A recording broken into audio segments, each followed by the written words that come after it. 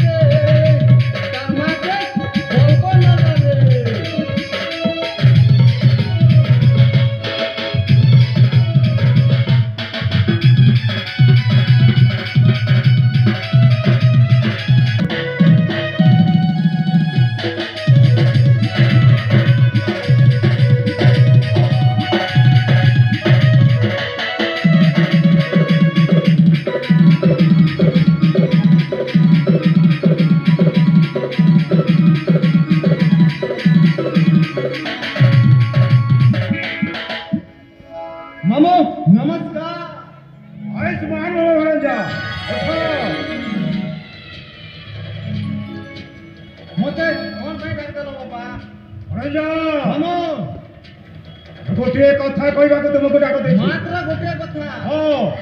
कथार कारण होछे मुनारसागर राजा सहित युक्ति तर्क करिथि एक नंबर करछो एक काई करे जानि सुरंजा हां सेरा पति पदवी पाई ना पति पदवी पाई हां किंतु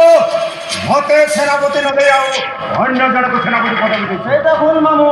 केने करे गोटे कूट चक्रांत करिछि हां मामू कूट चक्रांतर कारण होछे সেই রাজার গোটে পুয় সেই পুয়কে মু কলে বলে কৌশলে এই রত্নগিরি অন্যকে টানি আনিবি তুমি সেই রত্নগিরি অন্যকে যাই সেই রাজা পুয়কে নেই আসিব যেদিন চন্দ্রগ্রহণ অমাবস্যা হয়েছিল সেদিন এই মাইক পিঠরে রাজা পুয়কে মু বলি দেবি କହିଲା କଥା ମନେ ରହିଲା ତ ହଁ ମାମୁଁ ତମ ବାକି ଟଙ୍କା କାମ ହାସଲ ହେଲା ପରେ ଦିଆଯିବ ଠିକ ଅଛି ତ ଠିକ ଅଛି ମାମୁଁ ତାହେଲେ 2 ଲକ୍ଷ ନେଇଯାଅ ଠିକ ଅଛି ମାମୁଁ ଏ ମୋର 2 ଲାख ଟଙ୍କା ଦେଲେ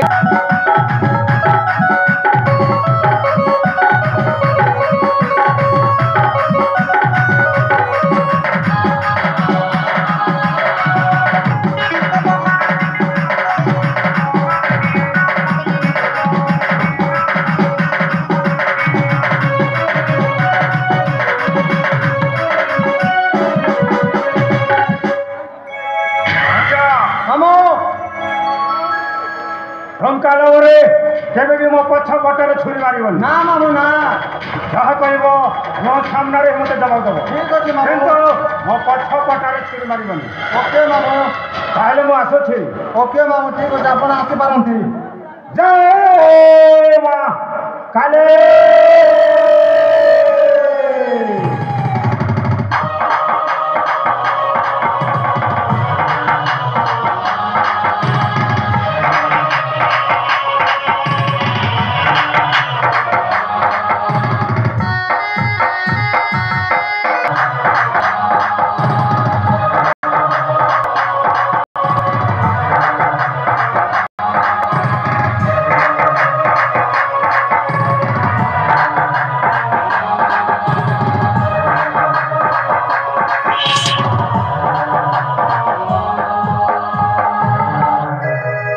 बाबा फिर एक नंबर मेंटा दियो ना पाने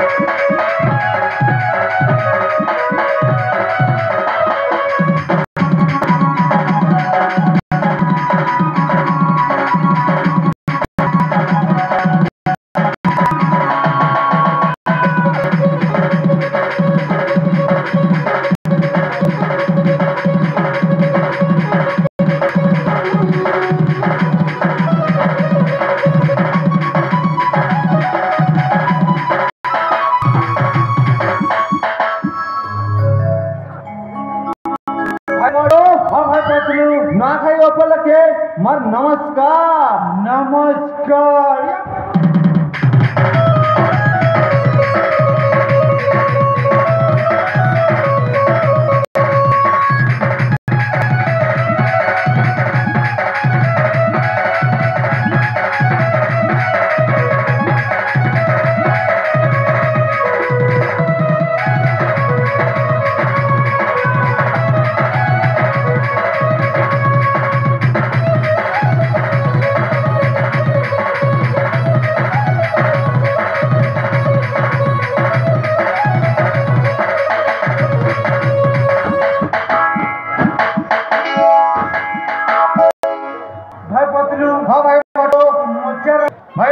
मोर मामू के चीनी चुनी की दे बेटा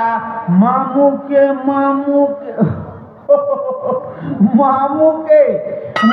चीनी चीनी रे भोकुआ ये हमर ई गांव राज्य मन चीनी चंचन मामू के और महीने चिन्ह जन मामू के जन मामू को सब चिंता है रे बाबा मोटो राज भी जानता है हे मामू मैं तेरे मोर धक्का न खा और केने तेरे मोर बने न खा मोर मामू भैरव ना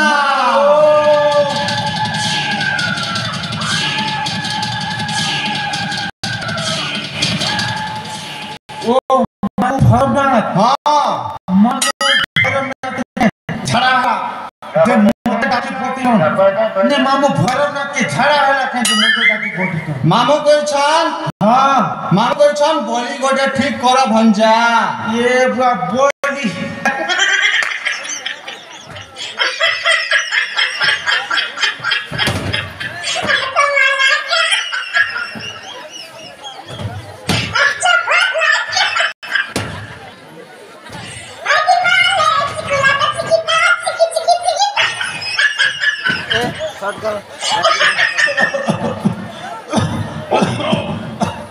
ओ बोली दरकार तुम मोहला गुंजा के बोली दरकार हां कहा साफ पकावर ठीक है जितन को खा